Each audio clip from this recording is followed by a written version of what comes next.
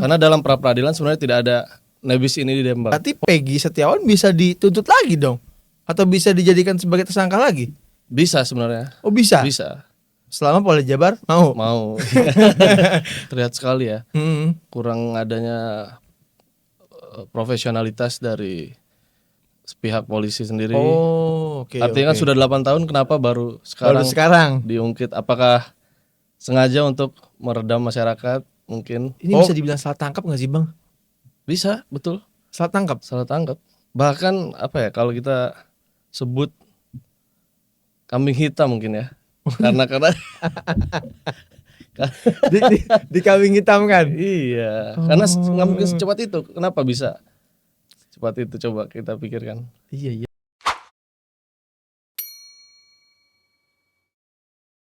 Oke, kawan-kawan, kita kembali lagi ke channel YouTube kita, Nalar Milenial. Kali ini kita bersama-sama Bang Ero Valdani. Apa kabar Bang? Baik Bang. Mantap. Bang Andi, mantap. Bang Ero kegiatan apa aja nih Bang? Saya kebetulan sekarang sebagai advokat. Advokat, mantap. Sambil mengambil kuliah juga. Lanjut. Iya. Lagi lanjut S2. Karena kan lagi rame nih Bang ya tentang advokasi yang ya kita sama-sama tahu lah. Beberapa waktu yang lalu kan ada permohonan pra peradilan Peggy Setiawan, kasus Vina Cirebon tuh ya. Betul. Itu gimana tuh Bang tanggapan Abang? Pra peradilan emang apa sih Bang? Jadi yang pertama kita dari definisi dulu mungkin boleh, ya. Boleh. Pra peradilan itu sebenarnya gugatan dari pihak-pihak yang mungkin kurang puas akan acara pidana dari penahanan, dari penyidikan sebelum masuk ke pokok perkara dari sidang. Oh berarti masih di kepolisian atau sudah nyampe kejaksaan? Itu sebelumnya dari. Berarti bisa dimohonkan? Bisa. Untuk dibatalkan statusnya, kayak si Peggy Setiawan itu kan dibatalkan status sebagai tersangkanya ya? Iya betul. Seperti dulu kan ada kasus Setia Novanto. Nah iya. Budi Gunawan juga seperti itu. Pra peradilan juga ya? Tapi kalau Setia Novanto pra peradilannya tidak dikabulkan ya? Atau dikabulkan? Yang pertama dikabulkan. Oh betul dikabulkan. Namun setelah itu kan dia dilaporkan kembali oleh KPK. Karena dalam pra peradilan sebenarnya tidak ada nebis ini ditembak. Pidana ya? Iya, karena pra peradilan kan sebenarnya itu apa ya istilahnya ya, dia walaupun dituntut 2 kali juga tidak masalah. Karena bukan dari pokok perkara. Oke, walaupun tuntutannya yang sama. Betul. Karena kan kalau di asas pidana itu kan nebis in idem. Seorang tidak bisa dituntut untuk hal yang sama. Itu iya. Berarti kalau pra peradilan bisa. Dalam pra peradilan bisa dituntut 2 kali. Oke. Berarti Peggy Setiawan bisa dituntut lagi dong? Atau bisa dijadikan sebagai tersangka lagi? Bisa sebenarnya. Oh bisa? Bisa. Selama Polda Jabar mau? Mau. Karena kan ini kunci utamanya kan Polda Jabar ya? Benar. Itu penangkapannya ada di Polda Jabar, penahanannya bahkan ya kita tahu bersama lah ini kasus yang cukup lama sebetulnya ya. Udah 8 tahun. Iya 8 tahun. Ramai karena ada film apa itu kemarin? Vina itu ya. Iya yang Vina itu. Rame naik ya, inilah kita jadi tahu prosedural dari pra peradilan ya. Betul. Tuh. Nah menurut abang gimana nih bang, kok bisa sih kasus yang 8 tahun dari 2016 si otak pelakunya diduga otak pelaku baru ketangkap sekarang ini atau kemarin ini? Ya itu kan terlihat sekali ya, kurang adanya profesionalitas dari pihak polisi sendiri. Artinya kan sudah 8 tahun, kenapa baru sekarang diungkit? Apakah sengaja untuk meredam masyarakat mungkin? Karena lagi naik kasusnya di film Vina itu ya. Iya betul. Harusnya kan tidak secara apa ya, bahasanya serampangan lah kalau kita sebut. Karena menurut Adagium kalau pernah disebutkan lebih baik membebaskan 1000 orang dibandingkan kita menahan atau menghukum satu orang yang tidak bersalah. Oh, iya. Dalam hal ini kan seperti apa ya, terkesan terburu-buru lah. Dalam penetapan sebagai tersangkanya. Iya, sebagai tersangka. Ya karena setahu saya juga nih ya, itu kan nama Peggy muncul itu kan BAP ya, bukan ya? Sketsa wajahnya juga nggak ada. Iya, itu kasusnya udah 8 tahun yang lalu, 2016. Tiba-tiba Bim salah Bim. Gitu kan. Betul. Ya betul kata abang tadi kan, mungkin untuk meredam masyarakat secara luas itu. Kan di dakwaan itu disebutkan 11 orang ya. 11 orang yang merencanakan pembunuhan tersebut. 7 orang telah terpidana. Nah, 3 orang lagi, 1 orang dulu dianggap fiktif. Mungkin atau di bawah umur lah. Oke. Jadi kan otomatis 3 ya. Sisa 3. Sedangkan yang ditentukan sebagai terdakwa 1 orang ini, harusnya kan 2 orang itu juga harusnya masih dicari lagi dong. Ya, sebagai buron kan. Sebagai DPO. Konspirasi di situ. Kita bicara konspirasi ini masih ada ternyata ya. Iya, benar.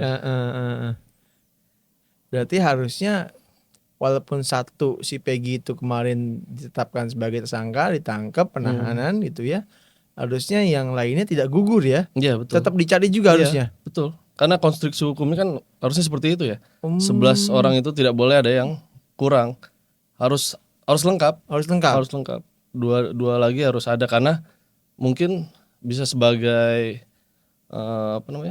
kunci dari kasus tersebut kan. Dan disebut juga kan 2 orang yang tidak dianggap ini mengangkat Vina ketika akan membawa mayatnya itu.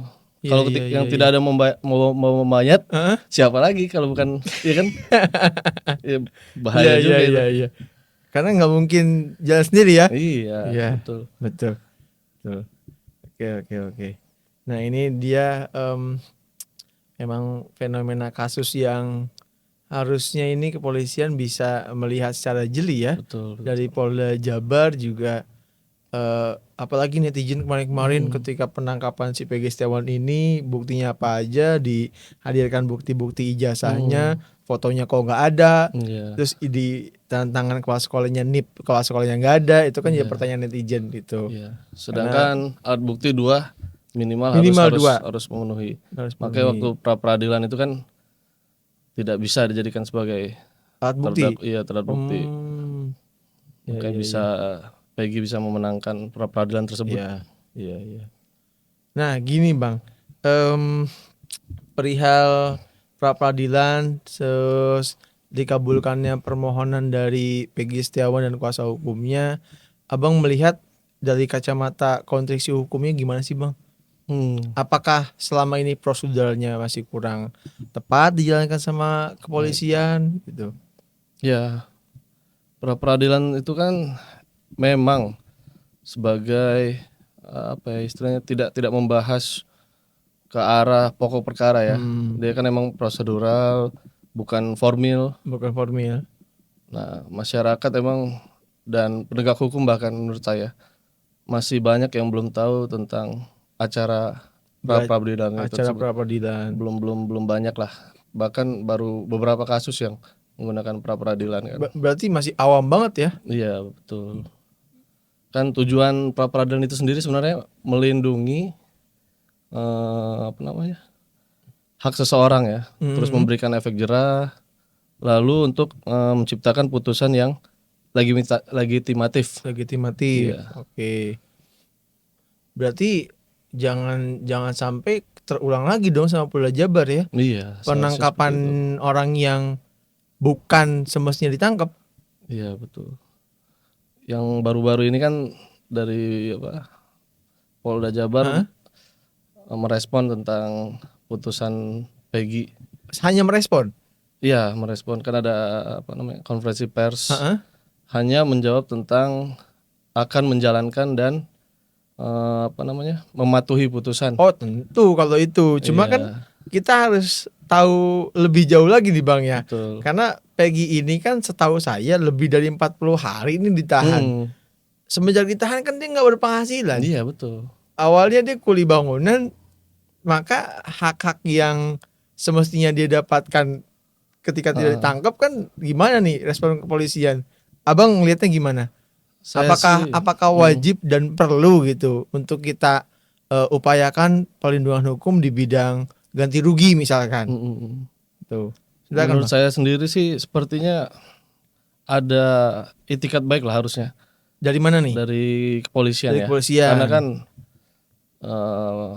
dari materi mungkin kan tadi Abang sebutkan. Iya. Oh iya 40 hari lebih dia nggak bekerja, nggak berpenghasilan gitu kan. Dan juga nama baik ya. Oh tentu. Harusnya ada rehabilitasi nama baik juga dilakukan oleh polisi. Apalagi termasuk Polda Jabar. Namun yang terjadi ya hanya mematuhi dan menjalankan. Kalau itu kan seharusnya wajib. Meminta maaf lah. Iya, kalau itu kan kewajiban. Artinya kita harus melihat juga apa yang si Peggy ini merasa kerugian di bidang apa. Tadi Abang bilang nama baik, direhabilitasi.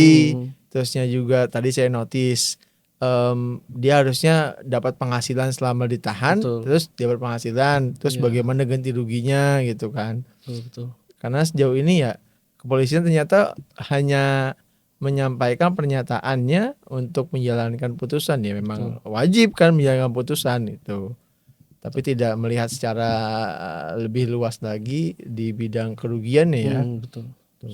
Sebenarnya saya belum tahu juga sih, mungkin di acara pidana udah diatur ya. Tapi sampai saat ini sih dari kasus-kasus sebelumnya belum ada. Untuk di pra-peradilan. Untuk pra-peradilan. Berarti di pra-peradilan itu tidak bisa minta ganti rugi. Iya, setahu saya belum. Jadi hanya proseduralnya doang. Iya. Tapi alangkah baiknya kalau ada hal tersebut. Betul. Karena mau bagaimanapun ya, karena ini bisa dibilang salah tangkap nggak sih Bang? Bisa, betul. Salah tangkap. Bahkan apa ya, kalau kita sebut kambing hitam mungkin ya. karena di kambing hitam kan? Iya. Karena nggak mungkin secepat itu. Kenapa bisa cepat itu? Coba kita pikirkan. Iya, kasusnya 2016. Dengan munculnya film, tiba-tiba langsung terkuak si otak pembunuhannya itu kan. Padahal temen bedengnya Peggy mengakui kalau dia ada di situ kan, bukan sebagai pelaku. Betul. Iya 8 tahun nyarinya susah juga ternyata ya. Konspirasi lah ya. Konspirasinya begitu. Semoga nggak ada kambing hitam lagi nih ya. Kalau misalnya ini kambing hitam, semoga nggak ada kambing hitam lagi untuk mereda lah. Semoga kasus ini juga cepat terungkap pelaku utamanya, dan hak-hak dari Peggy Setiawan ini mudah-mudahan juga terpenuhi, karena nama baiknya perlu untuk diperbaiki juga Bang ya. Betul. Perlu banget malah ya. Perlu banget tuh. Karena untuk penghidupan tuh. Oke, itu aja, kita sambung nanti. Jadi kalau buat rekan-rekan teman-teman yang punya asumsi lain atau punya bahan perbincangan lain tentang si Peggy Setiawan ini atau kasus ini, silakan kita ramaikan di kolom komentar ini. Sampai ketemu di Nalar Milenial selanjutnya Bang ya. Siap. Makasih banyak Bang ya. Yuk, Bang Andi. sampai jumpa. Siap.